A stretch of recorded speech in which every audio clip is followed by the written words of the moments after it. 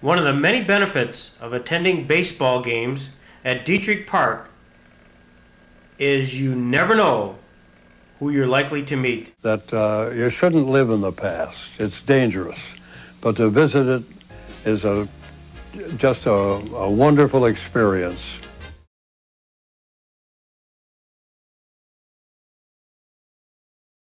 Cal Ripken starts his 21-31 game. You're in the dugout. Pretty exciting. It was. He tied the record the night before, 21-30. You pitched that night. I did pitch that night, actually. I got lucky to be involved in the situation a little bit.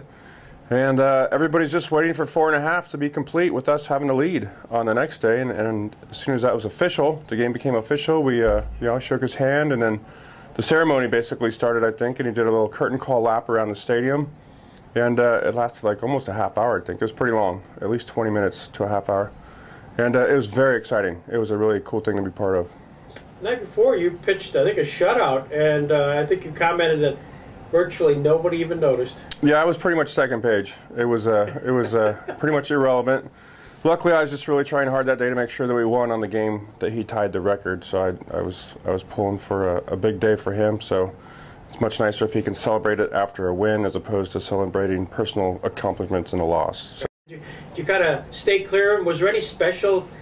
Maybe not. No, he was a pretty big, tough guy. Yeah, he actually liked a little rough housing and having a good time. So no, he was in the middle of everything, having fun, hanging out with the guys.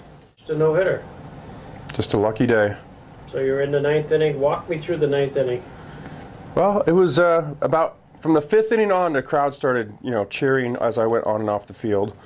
And when the 9th came out, I was pretty confident and feeling good. I wasn't, too nervous. I got the first 2 guys out, and then walked the next 2 guys. So apparently I didn't quite throw it the way I should have been. And then I got a pop-up from Greg Vaughn, which I thought was a hanging slider, so I got pretty lucky that he popped it up. But with the circumstances of the situation, I guess he was a little nervous too.